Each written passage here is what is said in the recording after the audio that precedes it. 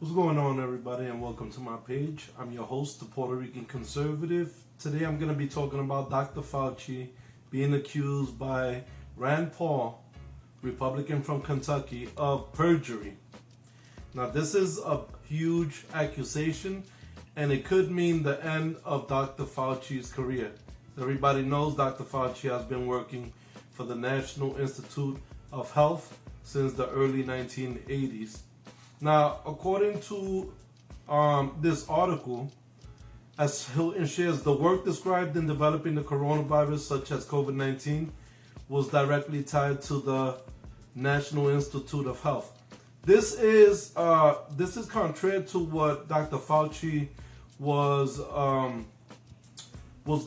arguing with Rand Paul over when Rand Paul accused the National Institute of Health of funding the gain of function on horseshoe bats and the viruses that came from it.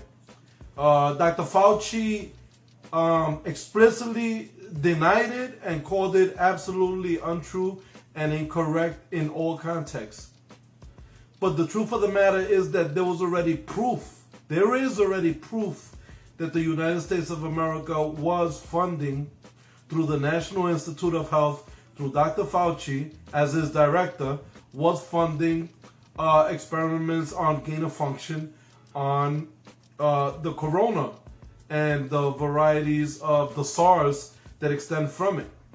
Now, this comes after the White House had directly asked the National Institute of Health to discontinue the research. So the White House had to ask the National Institute of Health to discontinue the research of gain of function. But Fauci and the National Institute of Health leadership decided that they could find ways around the White House directive to continue their research into deadly bioweapons, because this is basically what they wanted. They wanted to create and weaponize a virus in preparation of World War III, because that's really what's going on. Which is exactly what it looks like. COVID-19 is, as the Liberty Loft recently reported, China was preparing to use bioweapons like COVID-19 as part of a battle plan for World War III.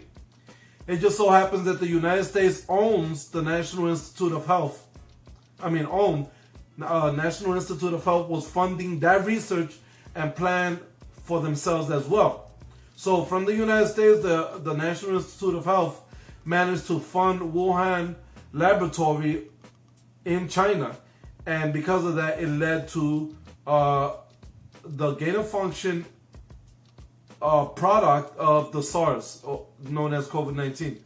The research funded by the National Institute of Health was directly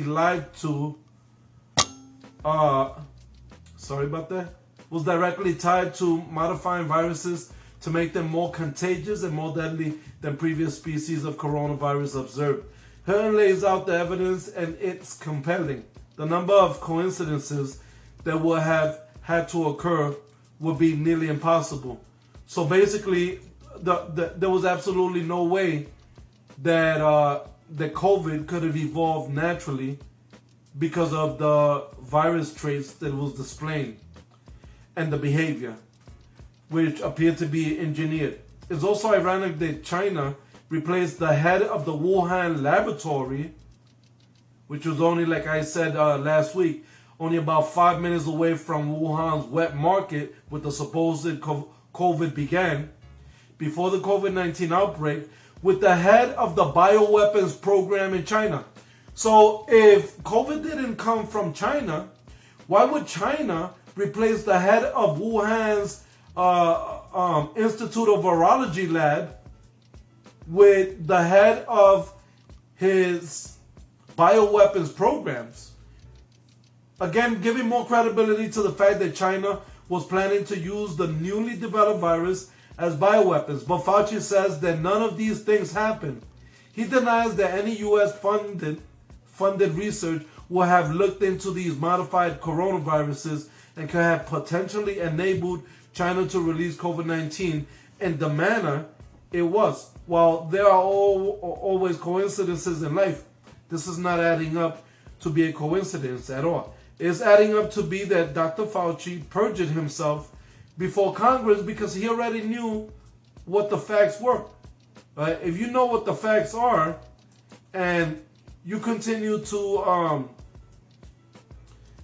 and you continue to spread propaganda or disinformation, then you're doing it with malicious intent. In February, Steve Hilton at Fox News shared a segment where the evidence shows the ties of U.S.-funded research to the Wuhan lab in China. A lot of questions were raised about the potential ties of the U.S.-funded research to the development of COVID-19. Many attempts have been made to try and dispel any ties of the two, but the evidence is already convincing, and there's absolutely nothing that anybody can do about it. The fact of the matter is that if there wasn't even more information to corroborate the fact that this might have intentionally been released and China might have been intentionally used to create such a product to have the situation that we have now in order to usher in the Great Reset or the new policies under which the One World Order or the One World Government wants us to live under. One specific one which arose directly after COVID is the digital wallet. They want us to go from physical money to the digital wallet, which also happens to coincide with the sudden rise in cryptocurrencies and such. Now, there is proof that the National Institute of Health, under the director, Dr. Fauci, owned half of the vaccine.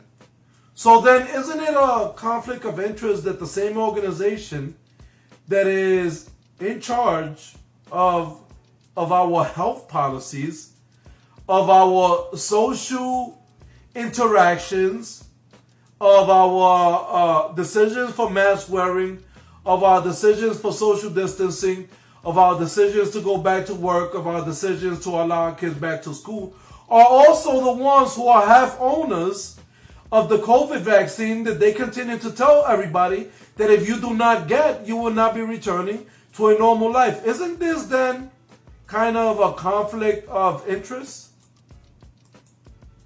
So when you look at those facts, and you look at the facts that Axios said, look, we do have some particular stake in the intellectual property, according to the National Institute of Health, behind Moderna's coronavirus.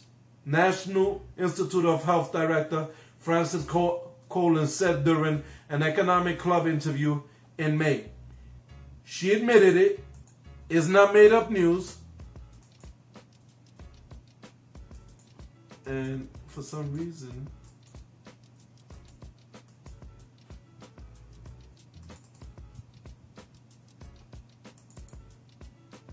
okay. Well, my slide is kind of stuck. I don't know why. All right, well, I guess I'm going to have to cut it short. Conclusively, the facts point at one direction, and that is the fact that Fauci perjured himself when he claimed that there was absolutely no information, that there was absolutely no documents that can back Rand Paul's claim that the National Institute of Health was in any way funding gain of function research. Now, here's another thing. Matter of fact, while we're here, I'm not going to waste any time. I'm going to go ahead and share a specific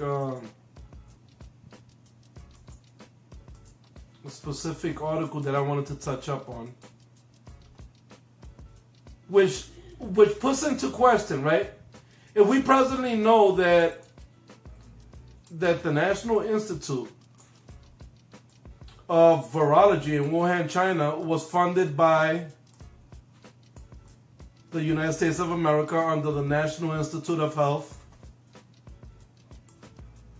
under the administration of these people, including Dr. Fauci, then how far off would it be for us to claim that AIDS, which just happened to coincide with the same time that Dr. Fauci became director of the National Institute of health, and you track the fact that gain of function was also conducted on simian immunodeficiency virus, which, for those of you who don't know, is a virus that lived for millions of years within the monkey community, the green monkey community. And it wasn't until scientists, the World Health Organization, the National Institute of Health, and other institutes that deal with virology began to conduct gain-of-function research on simian immunodeficiency virus, and it evolved into HIV, human immunodeficiency virus, and into AIDS, acquired immunodeficiency syndrome, which has taken the lives of millions. Not only that, but according to a book that I have called Behold the Pale Horse, which I don't see anywhere right now, AIDS was manufactured through gain of function to engineer it to be more destructive, and then 2.5 million Africans in Africa were injected with it and told that they were penicillin shots or vaccines to combat the common flus that were at that time plaguing Africa. So if you look at this, that one right there is more of a theory based on historical facts, because you can't go online and look up and see if there was gain of function done on the simian immunodeficiency virus. But you can exercise common sense and research the fact that the simian immunodeficiency virus had existed among the green monkeys for millions of years and had never been transmitted to humans. And it was only during the time when the World Health Organization was involved in Africa that the simian immunodeficiency syndrome all of a sudden transmitted to people of African descent. So looking at these facts, we don't really need the news and information mainstream outlets to tell us what the facts are and what they aren't. All we need is a little bit of common sense. With that being stated, I want everybody to stay safe, stay informed, and God bless. Hey yo, I love when cats think they're bigger than a sumo. That's when I hit them with a little Puerto Rican judo. Oh, you don't know what that is. That's when I say, you don't know who got this.